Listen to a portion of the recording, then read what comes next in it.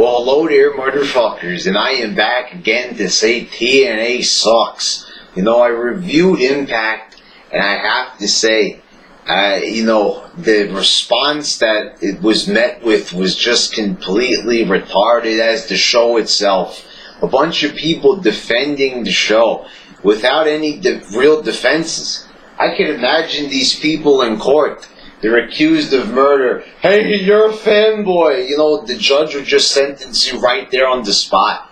What a bunch of psychos TNA fans are. I take one look at this company. Let me trash a couple of wrestlers here for a minute. Derek Bateman, he's one of the top guys. They hadn't beat Sting. He was a guy who failed in WWE. Didn't go nowhere because he had no mic skills and no in-ring ability. So there was no point in keeping him around. Then they bring him to TNA and he's a big star all of a sudden. How fucking pathetic. TNA has always done this. They've always been the WWE graveyard. They're always mooching off of, guys that WWE doesn't want anymore. They did one thing that was semi-successful. They made Christian their world champion. After WWE wanted to make him a world champion. And then that made WWE want to make him a world champion. They kind of pushed them. It was semi-successful, but that was basically it.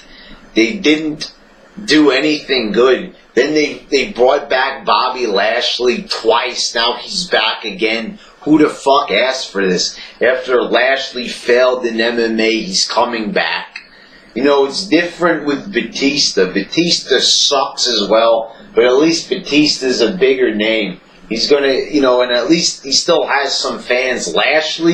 Does Lashley even have any fucking fans? He wasn't even popular when he was there to begin with. Everybody fucking hated his ass. He won the ECW title, even though he didn't deserve it, and it looked weird him being ECW champion. Everybody bashed this back in the day. And now, Lashley's back. It's all of a sudden a great thing. Let's praise it, Lashley, because they don't have any fucking stars. Rockstar Spud, DJ Z, the Bromans, these are their top guys. And Chris Sabin, their former world champion. Yeah, they put a world title on him, man. And now he's in the knockouts division. He's escorting the alpha female to the ring. Usually it's the other way around. Usually the female is the valet walking the male wrestler down to the ring. Now it's the other way around. He's coming down on her shoulders. This is pathetic. Now I know we've had other world champions fall very far. For example, Dolph Ziggler, but at least Ziggler is not in the women's division. At least, he's still allowed to win sometimes against other male wrestlers. This Chris Sabin, he's getting beat up by women. I was watching the episode before lockdown. He's in the same fucking ring as the knockouts. It's pathetic. He was there defeating Bully Ray for the world championship. They were putting all their eggs in one basket with Chris Sabin, trying to make him a big star, and now they've completely just quit. They've given up. That's it. That's your fucking world champion there. And speaking of world champions, let's talk about the current one, Magnus. They give him the belt because they have a big fan following in the UK. If that is the case, then move the fucking company to the UK. At least then it won't be on anymore in the US. Keep it on over there. Orlando, nobody cares. It's just a bunch of fucking tourists. It's a free show. You pay your ticket to get in Universal Studios. If the show happens to be on that day, you get to fucking watch it. That's basically what it is. That's what it's always been about. So that is what TNA basically is. That's their fan base there. There's a bunch of people from the UK. But it makes no sense when they have shows in the US. Why would they have a world champion that everybody knows is undeserving? And it's not even like he's liked in the US. They're only cheering him because he's from the UK. That's it. And it's not even like anybody really likes him. And it's gone on for too long. He's been champion for like 5-6 months already and hasn't done anything. The whole gimmick here is that he's a paper champion. You know, that he doesn't deserve to be champion even. That's the fucking storyline there. And speaking of the big storyline, how lousy is it that there was no payoff with the MVP Dixie Carter storyline? People are accusing me in my review of not understanding the storylines.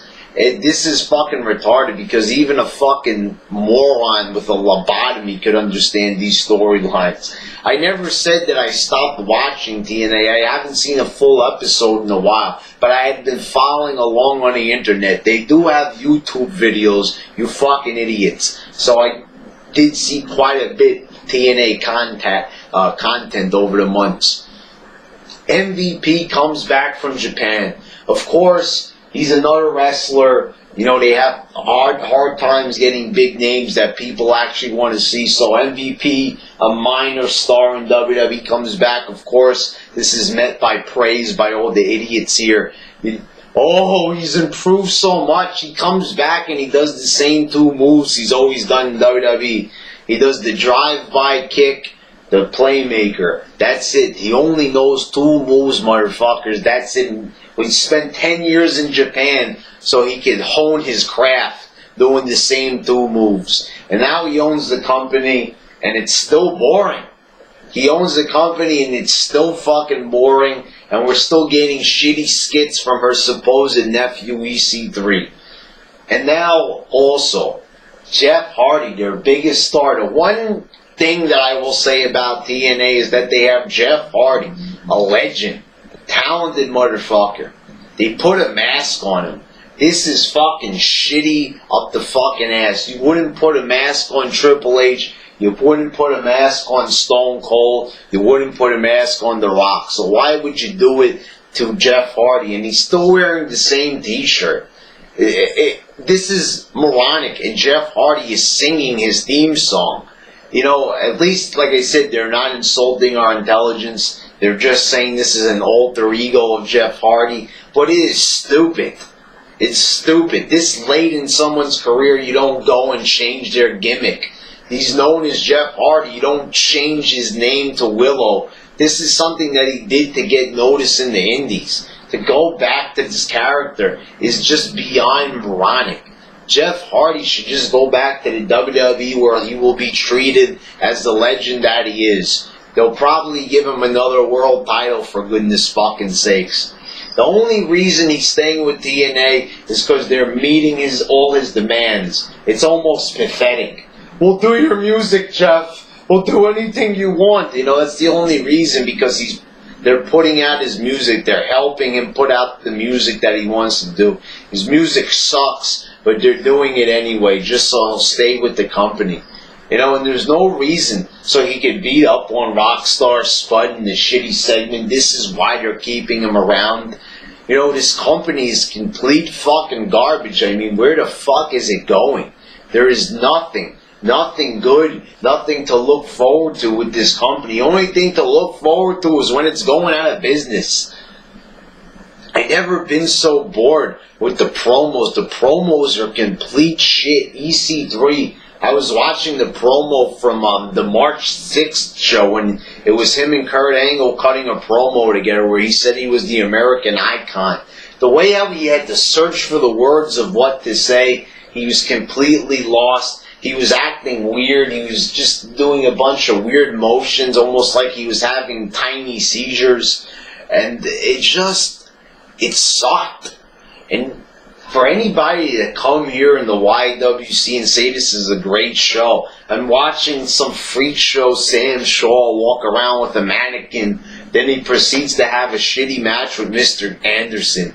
This is not a fucking show. This is a fucking freak show. This is a bad fucking show. There is nothing good at all about TNA. It is a horrible fucking company. It does take a backseat to WWE. It's not even like with, at least WWE could argue, they have history. They've had great moments throughout their history, you know? And but with TNA, there is no legacy. they might have a Hall of Fame, but there is nothing to remember them by.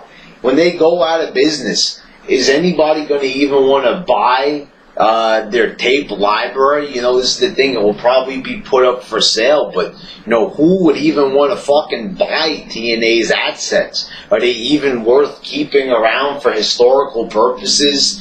I can't even see it. At least with WCW, they had historic moments with the NWO and, great wrestlers, a great roster.